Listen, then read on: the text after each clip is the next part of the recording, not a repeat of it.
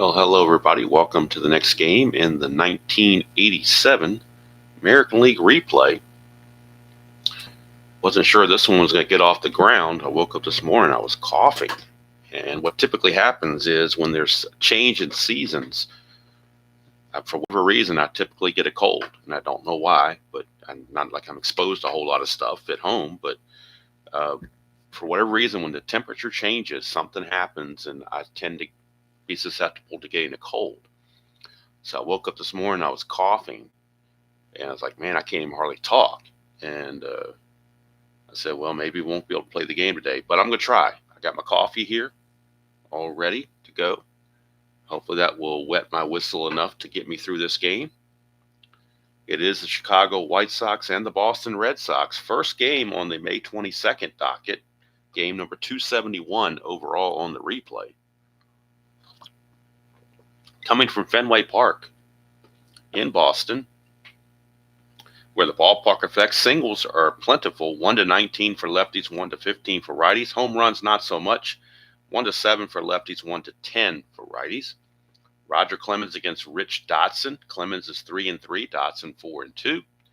And the White Sox come to the game 18-18, while the Red Sox are floundering at 15-24. Only notable lineup change in this one is Dwight Evans is on the bench for the Red Sox. I guess they're just giving him the night off or day off or whatever you want to call it. Hello, Bob.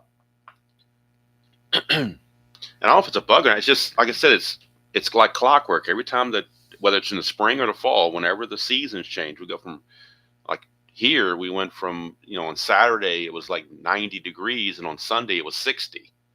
So, and overcast and rain and so forth. So I don't know if that's, I don't know what it is, but when there's a change, a severe change like that, it seems to do something. I don't know what it is, but anyway, we'll get through it.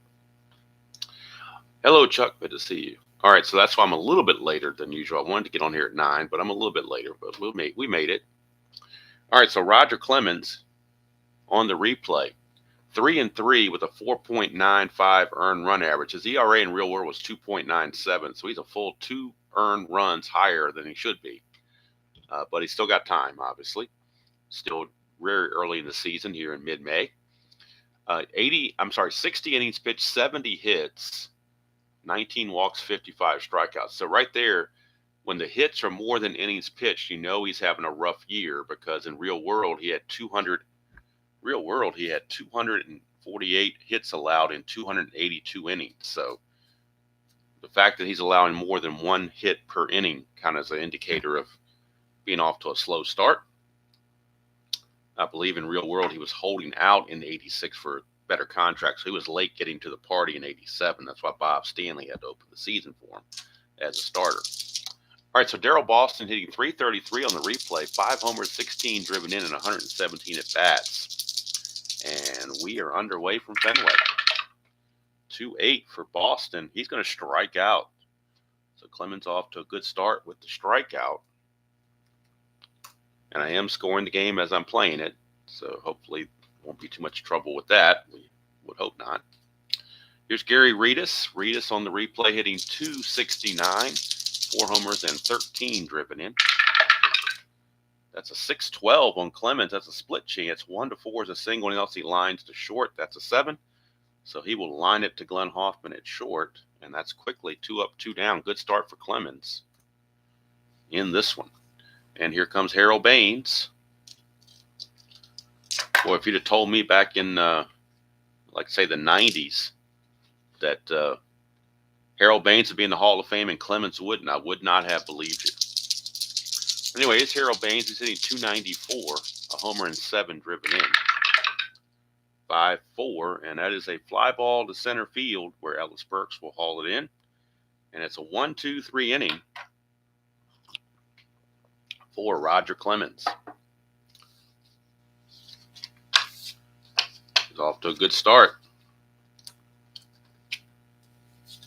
Trying to get his team a win if he can get some run support. Rich Dotson's a tough customer, though, for the White Sox, at least especially on the replay. Hey, Jeremiah, good to see you. Just a little bit later than normal starting for what I intended, but just, it happens. But on the replay, well, in real world, Rich Dotson was 11-12 with a 4.17 ERA, but on the replay, he's 4-2 with a 1.96 ERA. He's right up there with Jimmy Key as far as the ERA goes. 60 innings pitched, 47 hits, 28 walks and 36 strikeouts. So he's having a really good replay so far. Boston going to see what they can do to change that. Ellis Burks will lead off. He's kind of struggling a little bit beginning of the season, hitting 195, a homer and 6 driven in. He hit 272 real world. It's a 3.12, and he's hit by a pitch. So the very first batter, I don't know if that means the fix is in because he hit him on the first batter or not, but Ellis Burks is plunked, and he's not too happy about it. Pitcher-catcher hold is Rich Dotson's a -5. Hassey is a +3, so it's a -2 aggregate. So Ellis Burks on a 5 or a 6 can get the lead. He does not get the lead, so he will hold. And that brings up Marty Barrett. Barrett on the replay hitting 302, no homers, 6 driven in. 4-4, and that is a ball. 4-4 is over there. Fly ball center field X, that is Boston. He's a 3-E-4. 3 and an E4. 3 and a 17, he will get to that. Devil Die cooperated this time, so he will certainly get to it. And he's an E4, and that is an 8. Shouldn't be any problem. E4, nope, no 8, so no problems there. Fly to center, 1 away. That'll bring up Wade Boggs. Boggs is doing Wade Boggs stuff. He's hitting 351, 9 homers and 19 driven in on the replay. Hello there, Mr. Tim. You're still Tribe fan to me, sir. You can change your name all you want, but you're still Tribe fan. All right, here's Wade Boggs. 5-5 lefty is a fly ball to center, and again, Burks will handle it. 2 down. And that will send up Don Baylor. Designated hitter, hitting 242, 5 homers and 20 driven in. 2-5, and that's going to be a ground ball to short, and that will end the inning. So both pitchers make it through the first inning unscathed. We go to the second, no score from Fenway. And unlike the demolition game last night where the starters had a fatigue of 5, Clemens has 8 and Dotson has 7. So they can go quite a while if they're effective.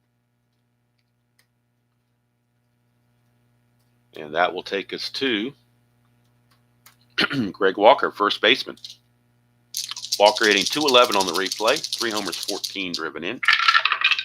It's a 1-8 for Walker, and he will draw the base on balls. First walk issued by Clemens. Walker, no threat to run. Brings up Ron Hassey. Hello, Mr. Jeffrey. Good to see you. And got my coffee right here. Have to have the tools of the trade. Can't do it without the tools of the trade. And as you would say, to borrow a phrase that you coined, that's some good coffee. Fighting a little bit of a frog in my throat, but hopefully I can persevere. Ron Hassey hitting 228, a homer and 6 driven in on the replay. Clemens to Hassey. It's a 210, and that is a ground ball first base A. That'll be a 3-6-3 turned by Buckner and Hoffman. Quickly eliminates everything. 2 quick outs, just like that.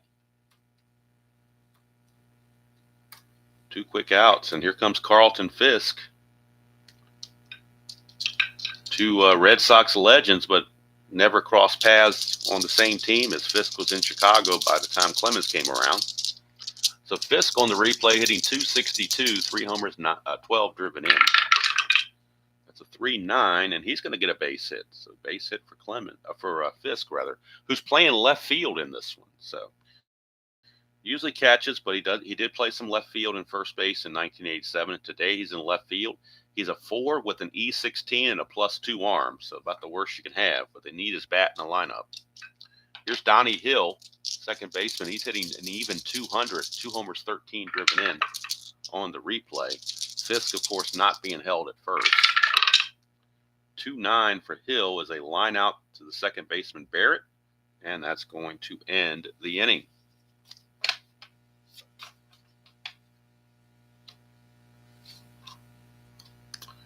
All right, lines out. Do whatever makes you comfortable, Mr. Guterman, and if this helps you relax in any way, that is a good thing. I'll do my best. All right, here is Mike Greenwell. Greenwell hitting .382. He's really been tearing it up. 8 home runs, 19 driven in, and just 68 at bats. Off to a torrid start. 6-8 left-handed against Dotson. Split chance 1-6 is a single. That's an 11. So he will line it to Donnie Hill, 1 away. 1 down. That'll bring up the veteran Jim Rice. Rice hitting .330 on the replay. 3 homers, 19 driven in. 1-7, and he's going to strike out. First strikeout for Dotson as he takes care of Rice, and here comes Bill Buckner. Bill Buckner hitting .252 on the replay. 2 homers, 17 driven in. 2-3, and that's a pop out to second base. Donnie Hill will take care of that as well. And 2 innings are in the books, and we got no score from Fenway Park here on this May 22nd date of 1987. Game number 271 on the replay. First game of the May 22nd dates. Game tomorrow will feature the Yankees. The Yankees will be playing tomorrow.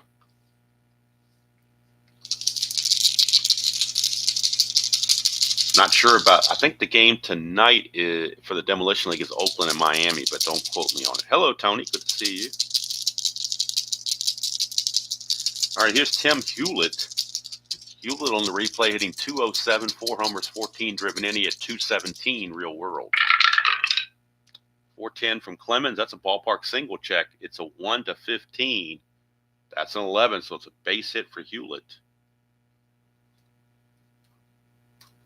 Another thing that makes Clemens' statistics so amazing is that he pitched in a pitcher-friendly park. It wasn't like he was pitching in Dodger Stadium, which is pretty much how Don Drysdale got in the Hall of Fame, pitching in Dodger Stadium. Without Dodger Stadium, he would have been lost. If you look at his home and road records, it's incredible. On the road, he was a very average pitcher, had no business. I still don't think he has any business in the Hall of Fame, but that's a different story. All right. Hello, Bart. Good to see you. Yes, I do have the coffee here, Tony. That's a prerequisite, especially with a little frog in my throat. When I woke up this morning, I felt I had a cold because I was telling people earlier that when the temperature changes, I tend to get just a brief cold, and I don't know why. It just seems to happen all the time. All right, here's Ozzie Guillen, .262 average, a homer and 11 driven in. Nothing on the Havoc. 5-8, and that's a strikeout for Clemens. That is strikeout number 2 as he gets Ozzie.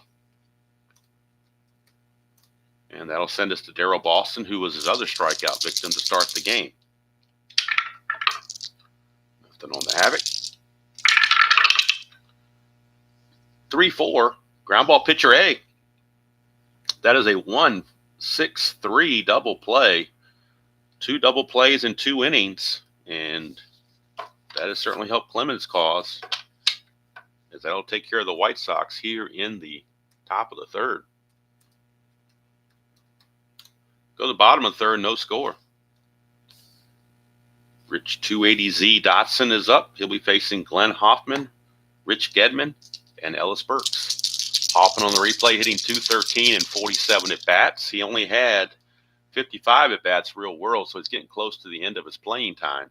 He hit 200 real world. He's hitting .213 in the replay. No homers and 4 driven in the replay. He's got no homers and 6 driven in real world.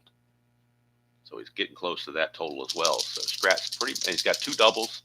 He had 3 real world, and his walks and strikeouts are pretty much right in line. So the Strat card has done really good as far as recreating Glenn Hoffman's numbers. 210, and that's a split chance. 1-5 is a single. 6-20, the Devil dies a 1, so he's going to get a base hit for Glenn Hoffman. Devil Die shows up, gives him a base hit. And for Hoffman, he has no threat to run. Here's Rich Gedman, catcher. Gedman hitting 235 at bats. No homers, 5 driven in. He hit 205 real world.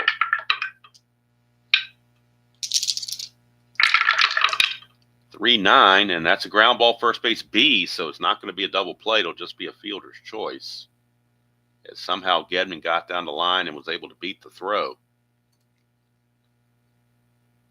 Wasn't hit hard enough, apparently. Walker to Guillen, but no return throw. So Gedman's at first. Will not be held, obviously, for Ellis Burks. Burks was hit by a pitch his first time. 6-11. Ground ball pitcher X, and that is Dotson. He's an E14. He's a 2 E14. The cards don't have his pitching range listed on here, but on the computer it shows him as a 2. So he's a 2 E14 for Dotson. So this could possibly be a double play. And Devil Die cooperated, so most likely will be unless there's an error. 2 and an 18 is definitely a G1. No question about that. That's a 9, and he is an E14 for a pitcher. E14, there's no 9, so that's going to be a double play to end the inning. It's going to go 1-4-3. And we got double plays all over the place. 3 innings in the books and nothing going on scoreboard-wise.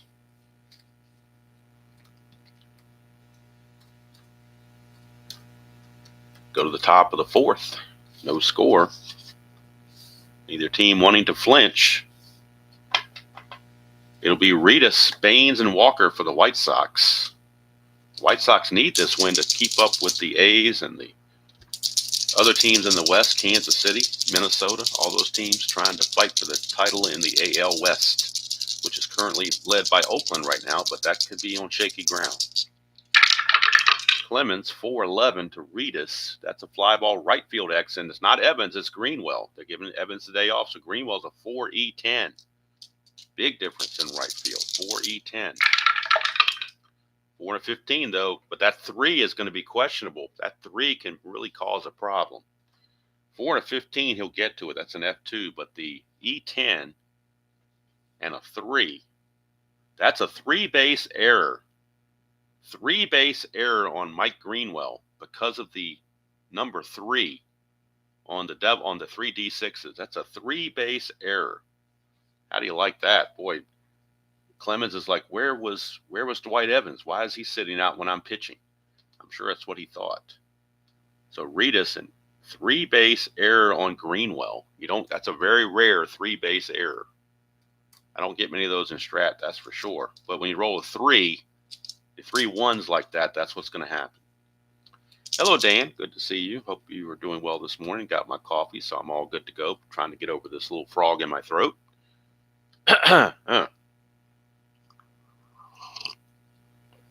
So Harold Baines is your batter. Infield will play in. Clemens doesn't want him playing back. He doesn't want to give up a cheap run, so he's going to have him play in.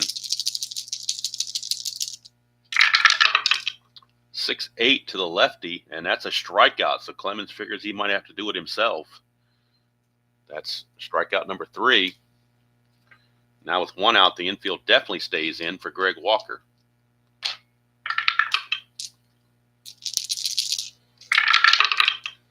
1-8, and that's a base on balls. It does set up a double play, though, and for the slow-running Hassey, who hit into a double play his first time up, so it could happen again. You never know. Could happen again. Here's Ron Hassey. Ron Hassey hit into a double play his first time. That's a 2, chance for a balk or pass ball. We're looking at the balk rating on Clemens. His balk rating is a 4. So 1-4, and Clemens will balk a run in. He does not. So here comes Hassey. 1-4 for Hassey, and that's a ballpark single. That's not good Fenway.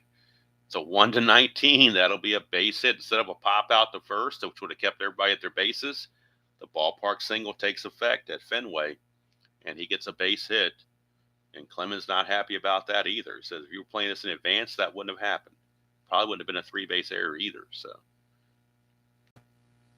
base hit, 1 base advancement on the ballpark single. but the White Sox do take a 1-0 lead. Runners at first and second for Carlton Fisk. No speed on the bases for either side. So Fisk, a good double play candidate as well. 2-11, but that's a ballpark blast on a 2-11. 1-10, and that's a 4. So Rod Clemens done in by Fenway again. A 3-run home run from Carlton Fisk. Look at it again, 2-11. 2-11 is, like I said the other day, 2-11 in progress. That's a he just robbed a home run from Clemens from Fenway Park. Took it to Clemens. Breaking and entering for a home run. There it is, ballpark blast, 1-10. That's double dies a 4. So Carlton Fisk, home run number 4 on the season. RBIs 13, 14, and 15 on the replay. It is now 4-0 White Sox. And Clemens is kicking himself. And it all started with a 3-base error by Greenwell. So at least one of those runs is unearned. The other 3 are earned, but the first one is unearned. All right, here's Donnie Hill.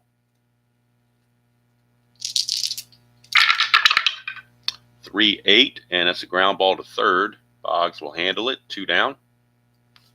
Surprised Clemens hasn't plunked somebody. He's already, because they plunked Burke, so I'm surprised he didn't retaliate for that. Plus, a 3-run homer could tick him off too.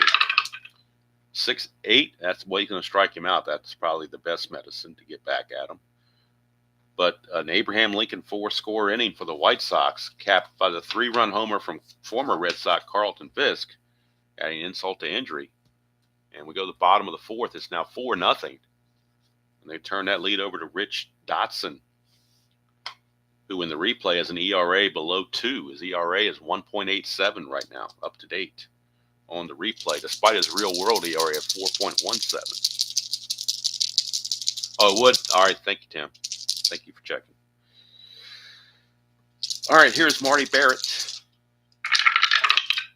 2-6, and that's a ground ball to short. Ozzie Guillen's got it, 1 away. Sometimes the dice just come up with a bad number. That's all you can say. All right, here's Wade Boggs. That's a 3-6 for Boggs, and that's a ground ball to first. Easy play for Walker. So the Red Sox unable to answer, apparently, at least not right now. Here's Don Baylor. 5-7, and that's a ground ball shortstop X. So we're looking at Guillen. He is a 2E21. 2 and a 3. Double die hits it again. That's going to probably get through. Let's see. No, actually G3 pound. He gets to it. That's a 6, and he is an E21. But there's a 6 right there on the E21. There's a 6 right there. So it's a 1-base error on Ozzie Guillen. And that will keep the inning going. And that'll bring up Greenwell, who, speaking of errors, had that 3-base error to start the inning. We'll see if he can atone for that a little bit with his bat. 5-8. Well, he does a little bit. 1-6 is a double. 7-20 is a single. That's a 5. It's a double, but it's only 2 stars. So Baylor will have to stop at third. But at least now the Red Sox have something going with Jim Rice coming to the plate. 1 swing of the bat, they're right back in this ball game. Rice did strike out his first chance. That's a 2. Chance for a balk or pass ball. We're looking at the pass ball rating of Hassey, which is a 4. Nope. Oh, it's a 5. He just did block it. So Rice is up with 2 outs, 2 on. Clutch situation. In the clutch, he loses a hit on 1-9 and on 2-11. So a little bit anti-clutch there. That's a 1-9. That's the exact roll I just mentioned. 1-9 is a single, but it's an anti-clutch. So instead of a single, it's a pop-up to short, and that cost him 2 runs. So those that don't like the clutch rating are probably lamenting that right now, but that's the way it is. Single with an omega symbol is a clutch rating on that 1-9, and with runners in scoring position and 2 outs, that hit turns into an anti-clutch out to end the inning. That's, again, if I was playing advanced instead of super advanced, that would have been a single, probably scored 2 runs. But that's not what we're doing. So take all the bells and whistles with Strat, and the clutch is one of them. All right, here's Ozzie Guillen. Guillen, a strikeout victim his first time up. 111, and that is a pop up to second base for Marty Barrett. One down. And as of this moment, Roger Clemens' ERA is over 5. He's got a 5.04 ERA in the replay and about to have a losing record. So he just has not had a good replay at all. Here's Boston, 6-8, and that's a strikeout for that strike.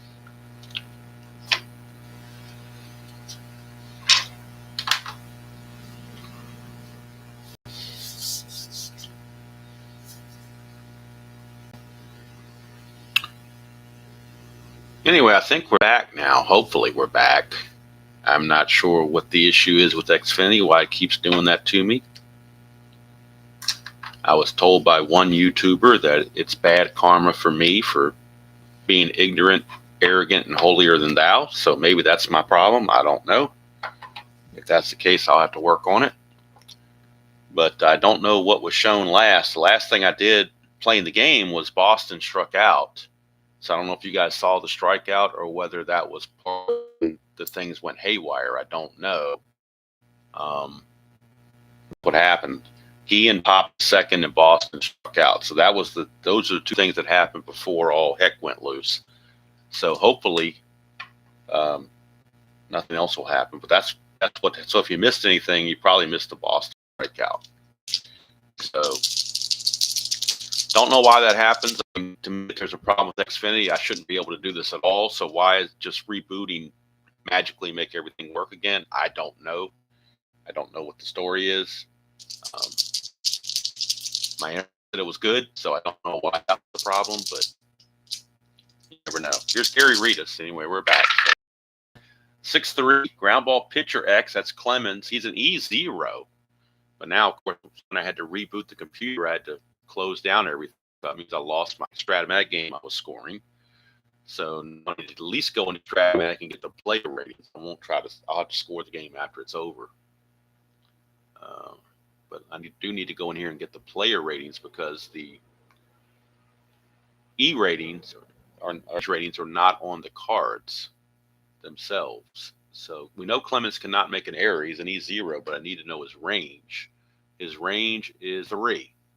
All right, so we're going to roll the D20. Don't need the D6s. We just need the D20, see if he gets to this. 3 and 16 he does. So that's going to be an easy play to end the inning. We go to the bottom of the 5th, still 4-0.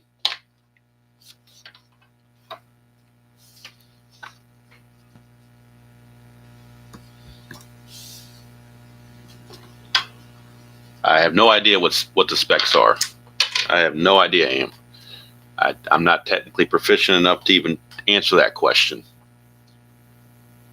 And I don't know where to even go to get that. So, all right, we're just going to drive on. I mean, usually just a reboot fixes everything, and it's good to go from here on out. So, like I said, I don't know what happened with that. That's just the way it is. Here's Bill Buckner.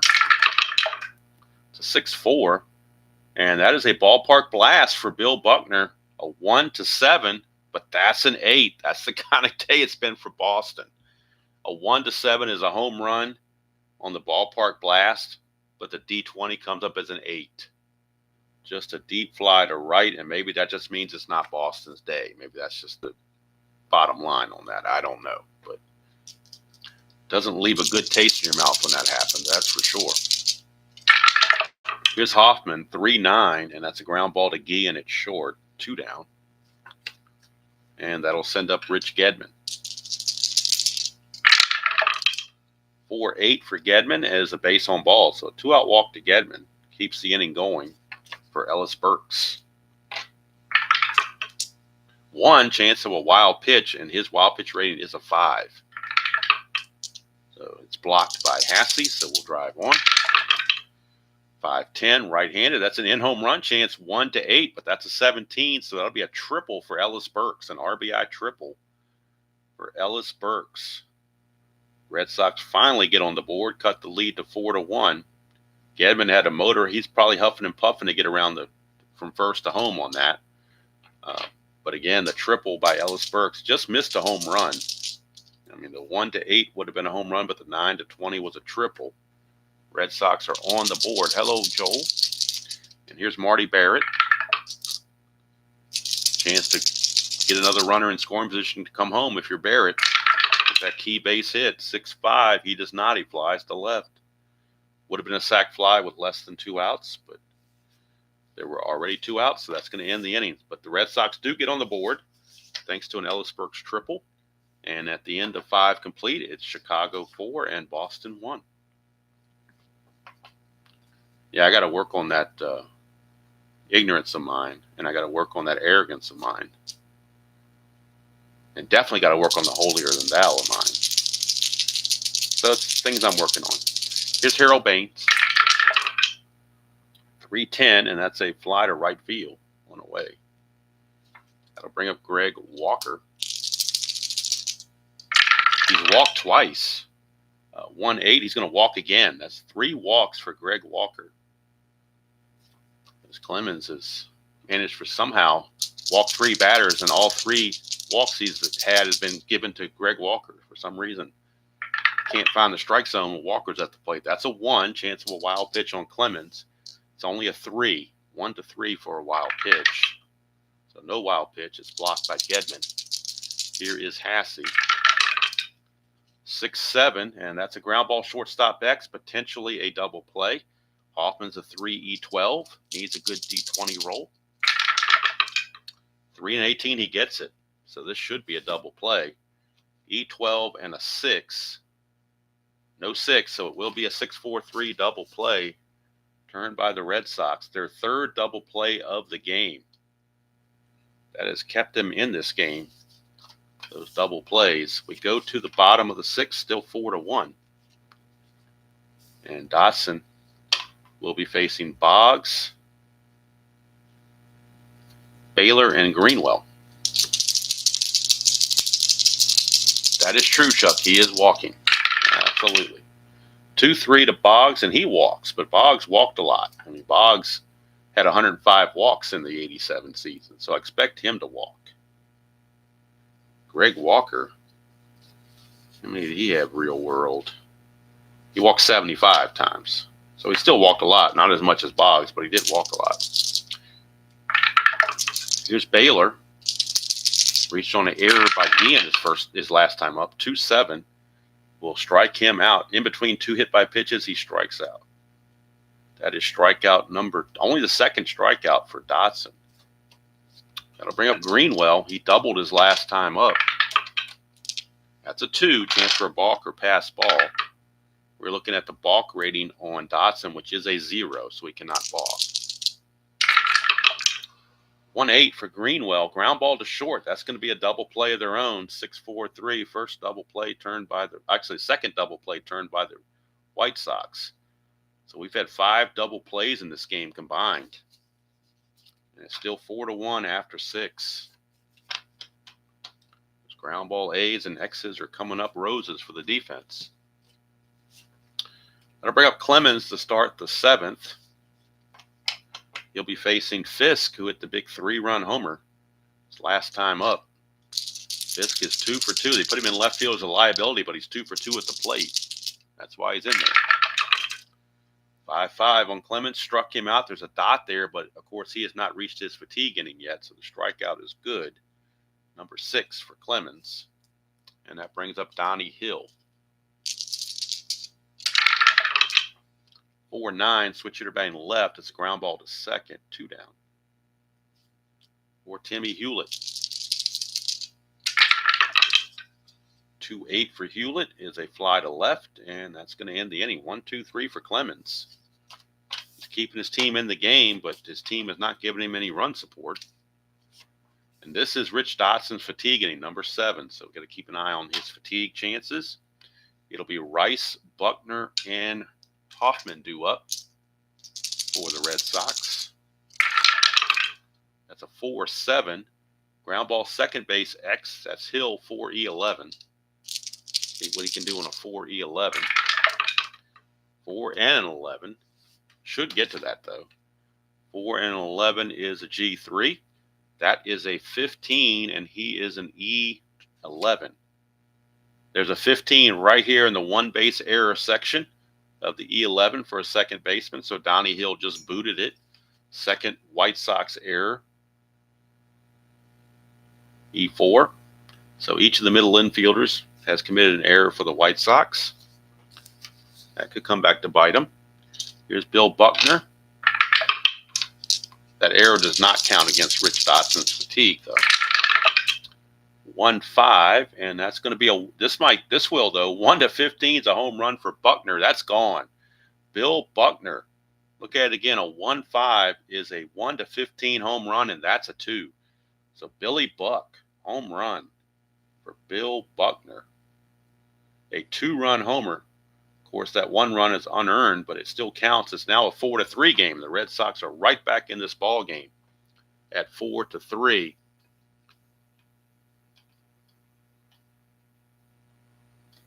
Oh yeah, Bill, I did see that. There's nothing. The only thing that's I know in the rule that adjusts anything is when a player doesn't have any triples and they show up as a triple. I know the computer will default to a double, so I've kind of done the same thing, just a homebrew.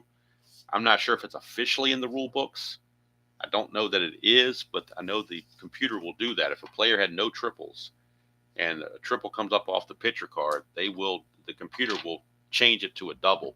Never seen that with an inside the park home run. I've never had an inside the park home run, so I don't even know how to explain that. So I don't really know. But I wouldn't change anything on an inside the park. Now the triple I do, because if you got a slow runner like Bill Buckner, the chances of him getting a triple are probably not very good. Now Buckner's home run, he just hit that one. Buckner, that was his 3rd home run. His RBI is 18 and 19. And the Red Sox have cut the lead to 4-3. And here's Rich Dotson to Hoffman. 2-10 for Hoffman. Split chance. 1-5 is a single. That's an 18. So he will line it to Guillen. 1 away. And that will bring up Rich Gedman. Gedman getting a fielder's choice and walk. It's a 1-4, and he's going to strike out this time. 3rd strikeout for Dotson. So 2 down for Ellis Burks. He hit that triple his last time up, RBI triple. 6-6 on Dotson is a line out to second. And that will end the inning. So Dotson will keep some endurance. And the way the White Sox bullpen has been pitching lately, I think the White Sox are going to try to get Dotson at least 1 more inning. They don't trust the bullpen for 2 innings, I don't believe. Here's Clemens, and this will be his fatigue inning. Inning number 8 is his fatigue, and he's going to be facing Ozzie Guillen. Thank you, Joel, for confirming that. I didn't think it was, but I know the computer, like I said, the computer, if you put it on max rules on the computer, it will adjust it down to a double. So I've kind of done the same thing just to keep it a little more realistic. I mean, I just can't see Bill Buckner getting too many triples where he's hobbling around. He did have 2 triples real world, but maybe somebody like Rich Gedman. Gedman had no triples in 151 at bat, so if he came up with a triple, I would probably change it to a double. Hello, Colin. Good to see you. Here is Guillen. That's a 2-6 for Guillen, and that is a pop-up to short. 1 away. And that takes us to the top of the order for Darrell Boston. It's a 4-2 left-handed ground ball right back to Clemens, and that's an easy play. 2 down. And here's Gary Reedus. 2-6 for Reedus. That's a grounder to short. Hoffman's got it. Clemens keeps full endurance. So he will probably complete the game, most likely. I don't see any reason why he wouldn't. The Red Sox bullpen, A, is bad, and B, needs rest. So might as well let Clemens finish it out. I don't see any reason not to. So Dotson back out, and he'll face Marty Barrett, Wade Boggs, and Don Baylor. So heart of the order for the Red Sox as they trail it by 1 run, 4-3. Bob James is loosening the White Sox bullpen. He is their co-closer along with Bobby Thigpen. So Bob James is loosening in the White Sox bullpen in case Dotson gets in trouble. 1-8 for Barrett, and that's a 1-2 home run, but that's a 4, so that'll be a fly to left. Barrett only had 3 homers in 559 at bats. That's probably the only way he's going to get a home run is on that one particular roll of 1-8. That's the only home run I see on the right-hand side. And I don't see anything on the left-hand side. So, yeah, pretty much the only way he's going to get a home run is on that 1-8, but he's got to roll a 1-2 on the D20. So, not much of a chance for Marty Barrett to get a home run there. Here's Wade Boggs. 5-3 to the left-hander. Fly ball right field X. We're looking at Ritas. He's a 3-E-8. 3-E-8. 3 and a 4. That's trouble. That might be extra bases. 3 and a 4. Nope, it's just going to be a single. That's a 4 there, and he is an E8. E8. There is no 4, but it will be a base hit for Wade Boggs as it drops in front of Ritas. So the tying run is on. Not much speed, though. And here's Don Baylor. Dotson to Baylor. 3-7 for Baylor. 3-7 is a 1-18 single. That's a base hit, 1 star. And I think the bullpen for the White Sox might be just about ready to come in, as Mike Greenwell is coming up. Greenwell, they could bring in a lefty to face Greenwell before they bring in James. I think that's what they're going to do. They're going to bring in Ray Searage. And he's going to face one batter, and that's Greenwell. That's it. After that, with Rice coming up, they're going to Bob James. But they're going to go to Ray Searage really quickly for this one at-bat. This is not 2024. He does not have to face 3 batters. He can face 1 batter only, and that's what he's going to do. Dotson goes 7 1/3. And then we'll get the numbers on him after the inning is over. So Searage, let's look at his numbers on the replay for Searage. Again, I was scoring the game, but I had to when I shut the computer down, obviously that just shut the total Strat-O-Matic game down, so I got to redo it. Searage is 1-1 with a 360 earned run average. He's made 17 appearances. This will be appearance number 18. Only 15 innings pitched. 20 hits, 7 walks, and 7 strikeouts. So Searage, and just out of kicks and giggles, we'll see what he's doing against lefty batters. How is he holding down the lefties? Searage, lefties are dinging him for a 394 average, so he has not done well against lefties in this replay. First and second, and that's a 1 chance of a wild pitch on Searage, just what they needed. So let's see what Searage's wild pitch rating is. Searage, his wild pitch rating is a 7. 1-7, it's a wild pitch.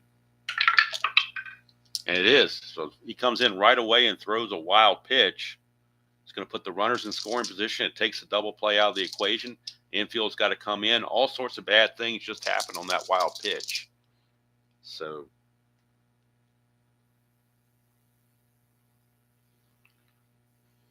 Joel, yeah, I did a video on that. I did finish it. And I did do a video on all the stats. Don't tell me it's in that playlist somewhere. I just don't, I guess whatever my last video was or something. I don't know. Or maybe I didn't make it. Maybe I didn't put it on the playlist by accident. I don't know. But I did do I don't know what they are because I'd have to go back and find it. But yeah.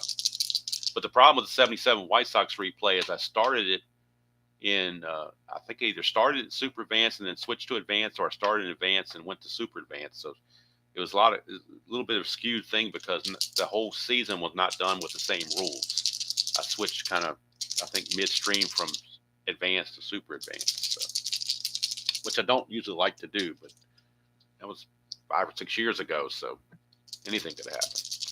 Hello, Cosmo. All right, so Searage now trying to get Greenwell. 6-7. Ground ball shortstop X to Guillen. Remember, the infield is in. 2E21 with the infield in. 2E21. I'm fighting a little bit of a frog in my throat, Cosmo, but other than that, I'm doing all right. 2E21. 2-19. That's a good sign if you're the White Sox. That's a G1. No question about it. That's a 7. And Guillen is an E21 at short. There's a 6 there, but no 7. So it's a G1. And as we look at the chart, a G1 second and third with the infield in, it's just on the batter. Everybody else holds.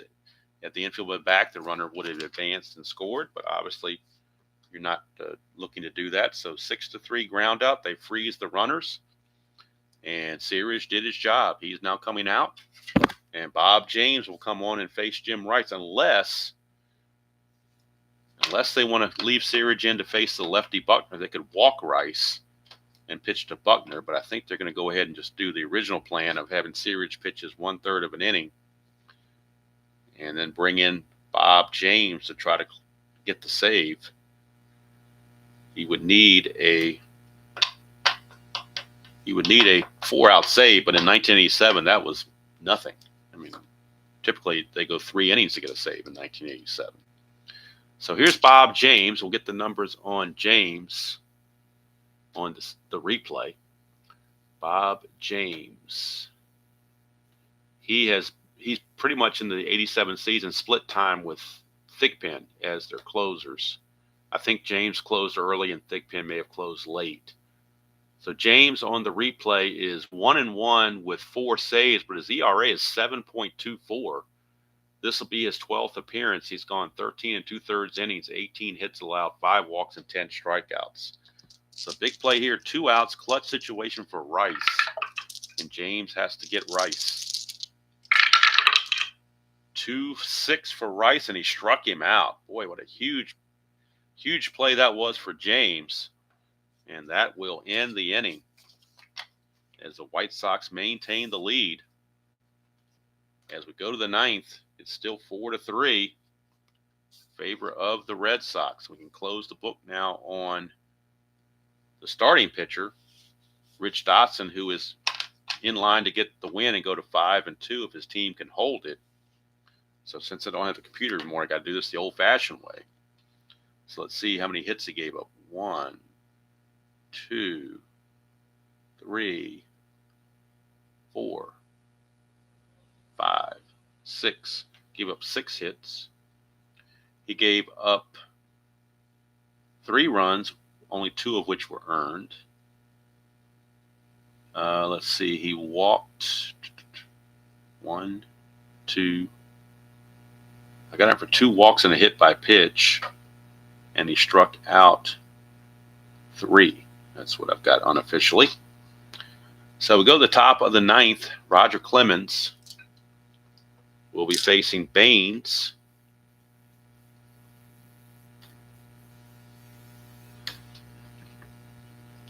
Baines, Walker, and Hassey. And since I'm getting far off the page, I'm going to go ahead and move the cards over here for the 9th inning.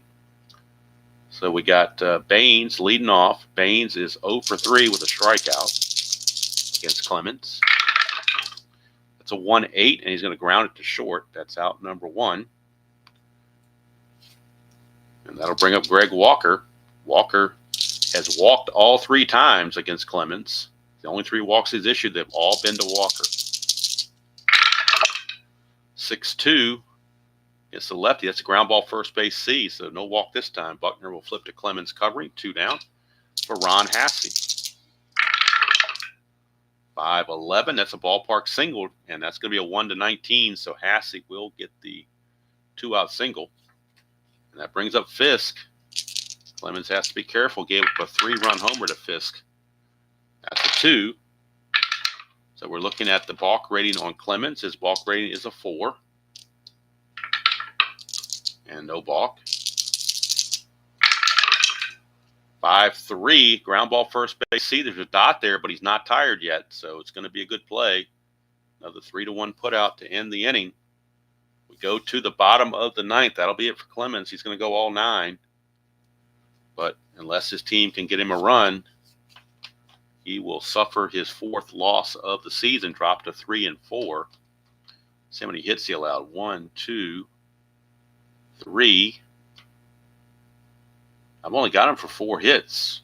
Giving up 4 hits. Let me double check that. 1, 2, 3, 4, 5. He gave up 5 hits. 4 runs. 3 of them are earned. He's going to walk Walker 3 times. That's his only 3 walks. And he struck out 6. So not the best Clemens outing, but he didn't get any run support either, just to be fair.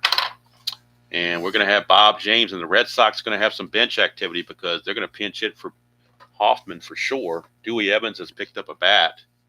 He had the game off, but he will definitely pick up a bat. And they'll probably hit for Gedman too. So we're looking at Spike Owen to hit for Hoffman, stay in the game to play short, and then Evans will hit for Gedman. So it's going to be Buckner, Owen, and Evans are your scheduled hitters now. So we're going to have Owen pinch hit for Hoffman. And we're going to have Evans pinch hit for Gedman. And if it goes extra innings, they can bring in, they'll leave Owen at short, and they'll bring in Mark Sullivan to catch for Gedman. But they got to go for the offense. They're down by a run. You don't have any choice. Can't have those weaker hitters up there. All right, here is Buckner, and in the game, Buckner had a 2-run homer his last time up. That's a 3-6. He's going to fly to right field, and there is one away. That'll bring up the pinch hitter, Spike Owen. Spike Owen in real world hit .259, much better than the average of Glenn Hoffman. 3-4, and that's a triple 1-3 single. That's a 3. RBI pinch hit triple. RBI pinch hit triple for Spike Owen.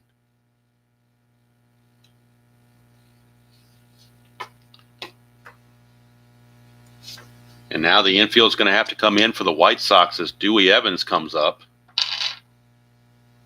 Infield is in, but James is the best they have out of the bullpen for the White Sox, so it's James or bust. But the infield is in for Dewey Evans. Evans in real world hit .305.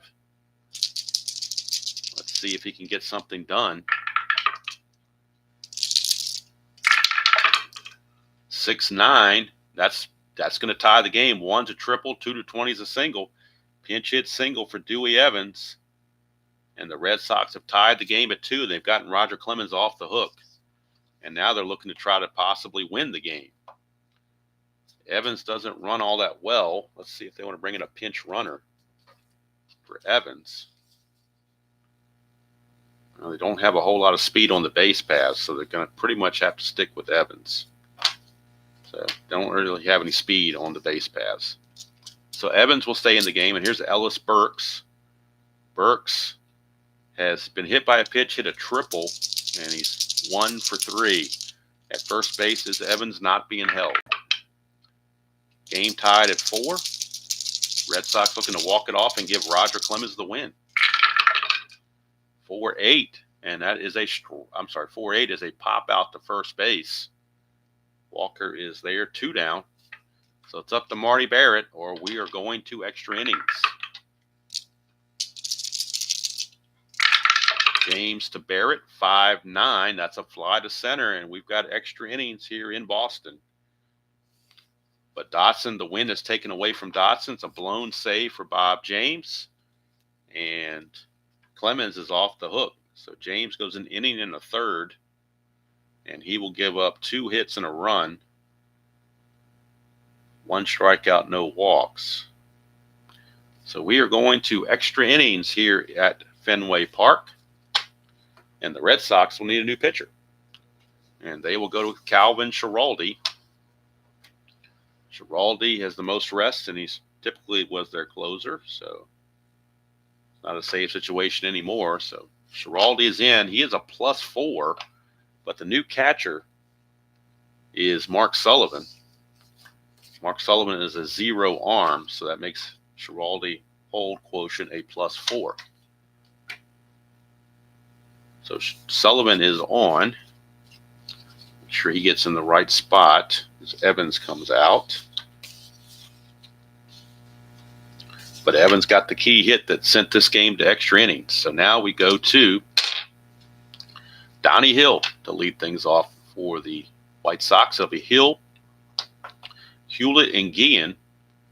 Score tied at 4 in the top of the 10th.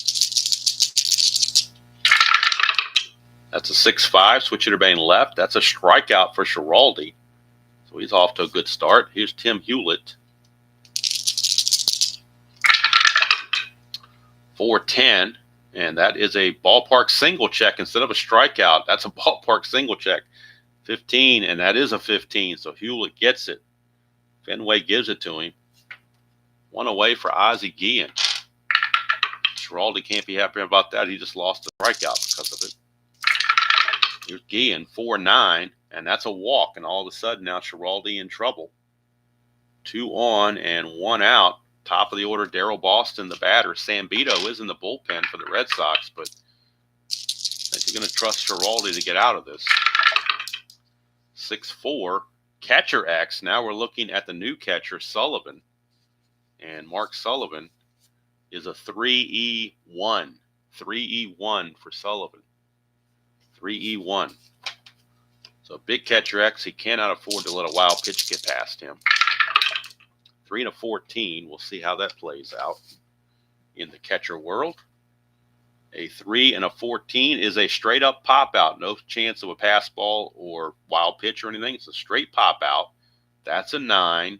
And Sullivan was an E1, so no error there. That's a straight pop out. That's a huge out. Huge out for Schiraldi to get. So now with 2 outs, it's a clutch situation for Gary Redus. And Redus is 0 for 4. He did reach on a 3-base error by Greenwell. But it's his chance now to give his team back the lead. That's a 1, so Schiraldi has a wild pitch chance. Let's see what his wild pitch rating is on the computer. Go to the Red Sox stats. Actually, we'll just go to Schiraldi's card. His wild pitch rating is a 12. Balk a 10, but his wild pitch is a 12. And that is a wild pitch. He lets one get past him, does Sullivan. So it's a wild pitch, moving runners to second and third. Now a basic to score 2 runs. Schiraldi to Redus. Now a clutch situation. It was a clutch situation before. 5-9 struck him out. So Schiraldi comes back and strikes out Redus to end the inning and get out of the mess. So we go to the bottom of the 10th. Still 4-4. White Sox will need a new pitcher. They've already used Searage and James. So we'll see who they go to now. Coming up for the Red Sox, it'll be Boggs, Baylor, and Greenwell. 2 out of 3 of those are left-handed. But the only lefty they've got in the bullpen is Joel McKeon. He's got a 9.43 earned run average. So I don't think they want to go that route. They will instead go to Jimmy Wynn. They're not going to use Thigpen. They're going to save Thigpen in case they get the lead. So Jimmy Wynn is on. And he will pitch to Wade Boggs, Don Baylor, and Mike Greenwell. Bottom of the 10th, tied at 4. 5-8, left-handed. Fly ball to right. That's 1 away as Redus puts it away for Don Baylor. 1-9 for Baylor. He pops it up to Guillen. That's 2 down. And here's Greenwell. 4-7, and that's a base on balls. 2-out walk to Greenwell. Not really a threat to run. Win is a +1 hold, so that makes it a +4. So they could be tempted to try it anyway with Greenwell, just to try to get him in scoring position where Basic could win the game. So they're going to try to get the lead here. They need a 6 or a 7 to obtain the lead. 11 he's ticked off.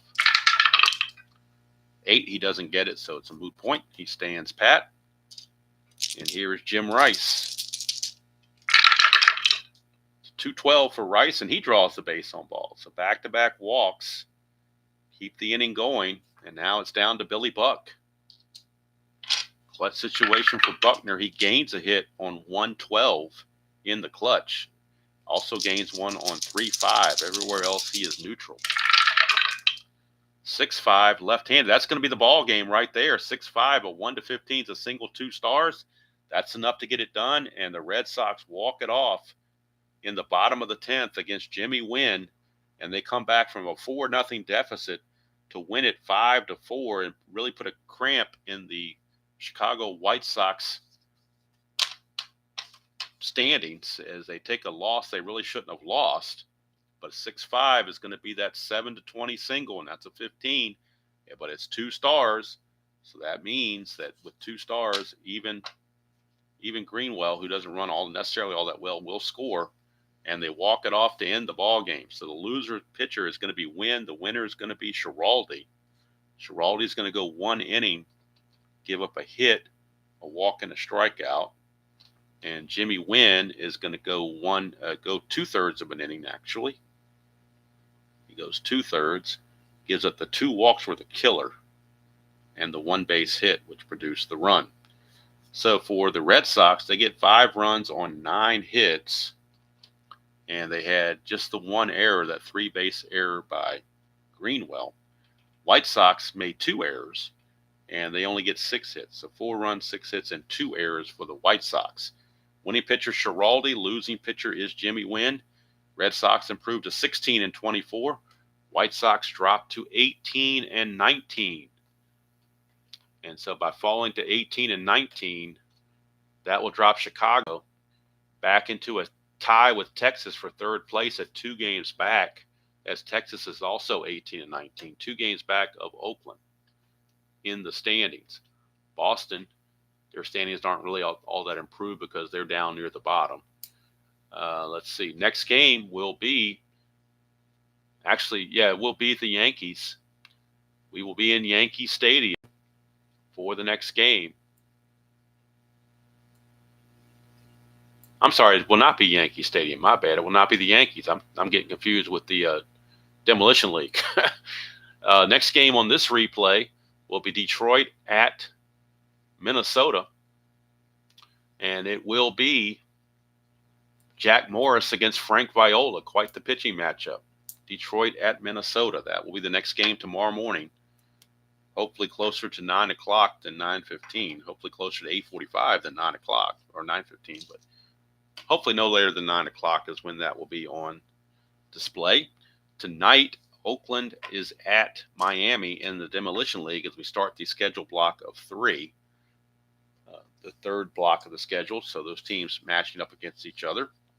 Red Sox pull one out of the fire and prevent Roger Clemens from taking the loss. So even though Clemens couldn't get the win, I think he's appreciative of the fact that they rallied and kept him from taking the L. And keeps his record at 3-3 on the replay. So Billy Buckner comes up with the key base hit, the game-winning RBI. That used to be a stat back in the day. The game-winning RBI used to be an official stat. I don't believe it is any longer, but it used to be back in the 80s. So the Red Sox win it. White Sox blow it. No other way to talk about it. They just quite simply blew it. And they'll have to regroup in their next game against Boston. This is just the first game of a 3-game series, so they'll get their time to come back and see what they can do. So I do appreciate everybody who joined me this morning and survived the little Xfinity glitch again. So the bad karma's hitting me constantly, I guess, warning me, telling me to not be so ignorant and not be so arrogant. So, like I said, I guess I'll have to go repent and see what I can do to get better. So that's going to do it from here. Hope you all enjoyed that presentation of Strat-O-Matic 1987 American League replay. Hope you enjoy the rest of your day. And if you can make it tonight around 9 o'clock, that'd be great. If not, hopefully see you guys tomorrow morning for the Tigers and the Twins. Until next time, enjoy playing whatever game you choose to play, however you choose to play it, and I will see you all down the road.